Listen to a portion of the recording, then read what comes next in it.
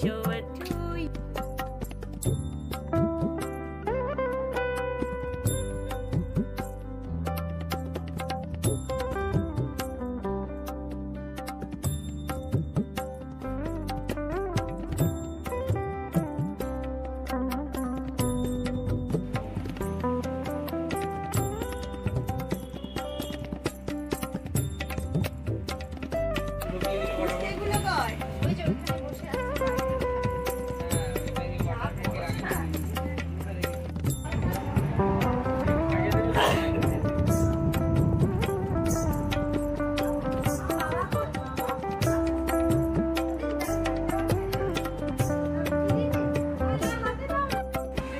হ্যাঁ বিশাল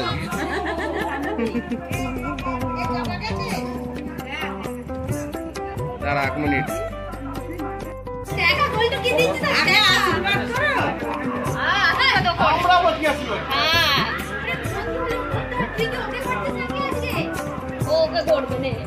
দুজনেই করবে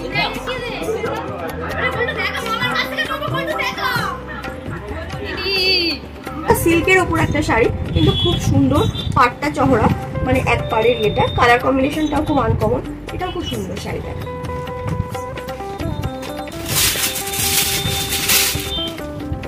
আর এটাও আমার খুব ফেভারিট একটা বান্ধবী, ও এসেছিল, ও গিফট করেছে নাইটি। এখন তো জানো নাইটি প্রচুর কাজে আসবে, তো কালার কম্বিনেশনটা খুবই সুন্দর, এটা আমার খুব পছন্দ হয়েছে।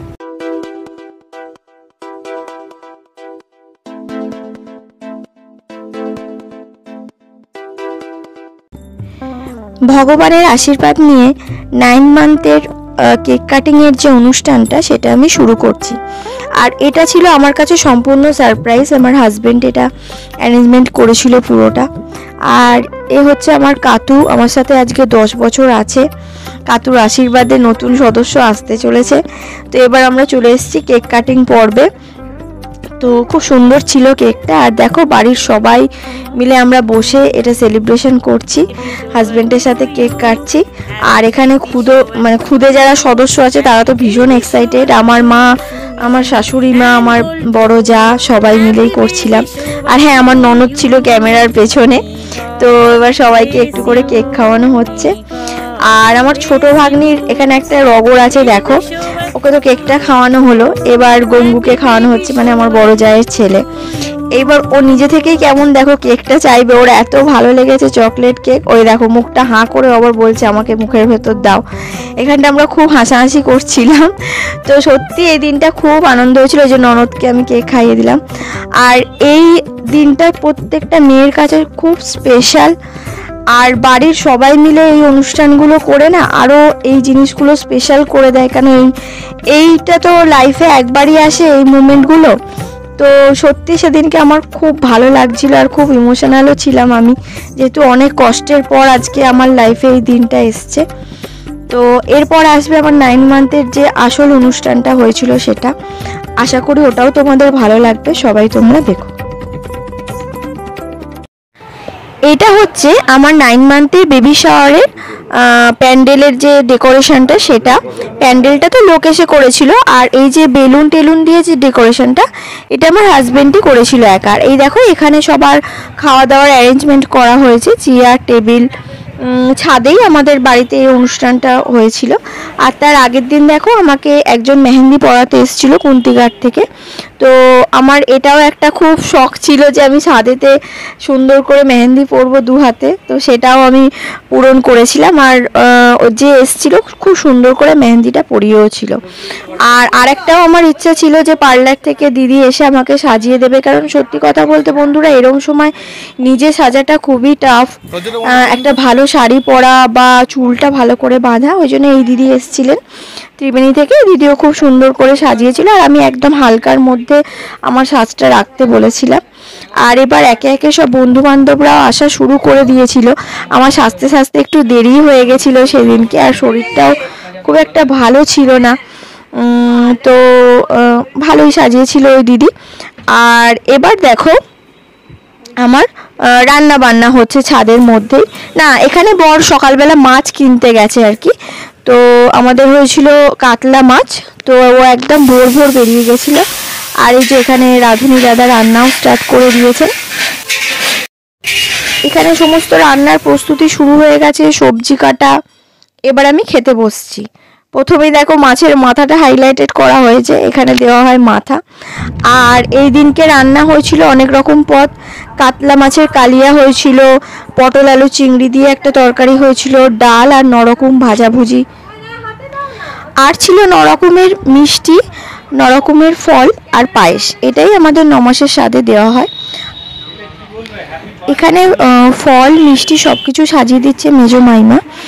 আর এখানে প্রদীপটাও এবার জ্বালানো হবে। সবাই আর কি অ্যারেঞ্জমেন্ট করছে, আশীর্বাদ হবে তো এরপরে। তো সমস্ত কিছু সাজিয়ে গুছিয়ে দেওয়া হচ্ছে, যে আমার মা শাশুড়ি মা দুজনেই দাঁড়িয়ে আছে এবার আশীর্বাদ করবে বলে। হ্যাঁ, আর সোনার উপর আর দুব্য ধান এইগুলো দিয়ে তো আশীর্বাদ হবে। মা শাশুড়ি মা আশীর্বাদ করছেন এখানে। দেখো প্রদীপের তাপ দেওয়া হচ্ছে, যেহেতু এটা একটা মঙ্গল অনুষ্ঠান। মা শাক বাজাচ্ছে। এবার দেখো শাশুড়ি মা পায়েস খাইয়ে দিচ্ছে। আর আমাদের বাড়িতে 9 মাসে এই পায়েসটা খুব মানে নিয়ম করে রান্নাও করা হয়, এবং এটা 9 মাসে পায়েসটাই মেন খাওয়ানো হয়। যেহেতু এত মাস অবধি পায়েস খেতে নেই, আমাদের নিয়ম আছে। 9 মাসেই আমি পায়েসটা খেলাম আর কি, এত মাস বাদে। এবার আমার মাও আশীর্বাদ করছে, মাও পায়েস খাইয়ে দিচ্ছে।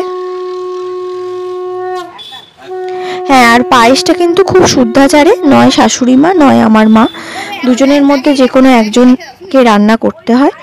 আর মা এখানে আমাকে আশীর্বাদ করে পলা বাঁধানো দিল আমার হাতে। আর এই যে শ্বশুর মশাই এসছেন আশীর্বাদ করতে। এবার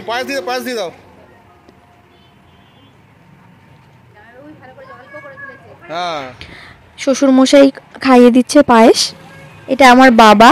আর বাবা এত তাড়াহুড়ো করছে, আমাকে আশীর্বাদ করে পালিয়ে যাচ্ছিল, পায়েস খাওয়াতে ভুলে গেছিল। আবার সবাই বলার পর বাবা এই যে এসে আবার পায়েস খাওয়াচ্ছে, জল খাইয়ে দিচ্ছে। আর এটা হচ্ছে মাইমা, মানে আমার হাজবেন্ডের মাইমা আর কি, সেজো মাইমা। ও আশীর্বাদ করলো পায়েস খাইয়ে। মাইমা একটা আমাকে শাড়ি দিয়েছে। আর এটা হচ্ছে মিনাল মামা, মেজো মামা। মামা আশীর্বাদ করছে এবার।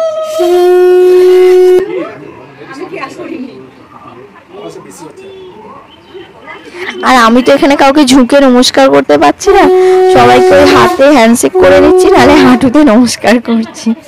যে মামাও শাড়ি দিয়ে আশীর্বাদ করছে। এবার মাইমা, মেজো মাইমা আশীর্বাদ করছে ধান দুব্য দিয়ে।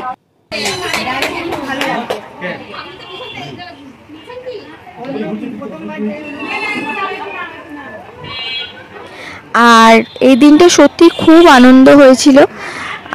মানে সবাই এসেছিল, সবাইয়ের ব্লেসিং, সবাইকার আশীর্বাদ এই দিনটা মানে একটা মেয়ের কাছে খুব খুব দরকার। আর আমার লাইফে অনেক কষ্টের পর এই দিনটা যেহেতু এসছে, সেই জন্য আমার কাছে তো এই দিনটা খুবই স্পেশাল। এবং আমি একটা মেয়ে হয়ে মনে করি প্রত্যেকটা মেয়ের কাছেই কিন্তু এই দিনটা খুব স্পেশাল। একটা মেয়ে একটা মানে মা হওয়ার জন্য কিন্তু সারা লাইফ অপেক্ষা করে থাকে। তো সেই কারণের জন্য এই দিনটা মানে সবার সাথে, সবার আশীর্বাদে, সবার সাথে আনন্দ করে খুব ভালোভাবে কেটেছিল। আমার খুব টেনশন হচ্ছিল যে আমি এই দিনটা এতক্ষণ বসে থাকতে পারবো কিনা, যেহেতু 9 মাসে পড়ে গেছি এখন, অনেক রকম শারীরিক কষ্ট হচ্ছিল। আর এই যে আমার বেস্ট ফ্রেন্ড রিয়ারাও এসছিল সেই কোন্নগর থেকে।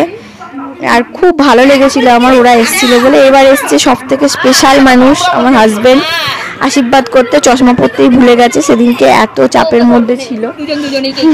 পায়েস খাই, এবার জল খাওয়াচ্ছে, সবাই বলছে আশীর্বাদ কর, কিন্তু বলছি না না আমি আবার কি আশীর্বাদ করব। আর আমার হাজবেন্ড যেটা আমাকে গিফট করেছিল 9 মাসের সাথে, সেটা খুলে দিচ্ছে। আর মাইমারা তো পাশ থেকে প্রচণ্ডই পিছনে সবাই লাগছিল, আর কি করছিল, সবাই বলছে কি দিচ্ছিস রে, কি দিচ্ছিস রে, এইসব হই হই হচ্ছিল। তো ও আমাকে দিয়েছিল রিসলেট, খুব সুন্দর রিসলেটটা হয়েছিল। আর দেখবে ভ্লগেতেও তোমাদেরকে দেখিয়েছি আমি, ও পরিয়েও দিচ্ছে হাতে। তো এইভাবে বিশাল মজা হয়েছিল সেদিনকে। আর এই দেখো এটা আমার বড় যা, ও আশীর্বাদ করছে আমাকে।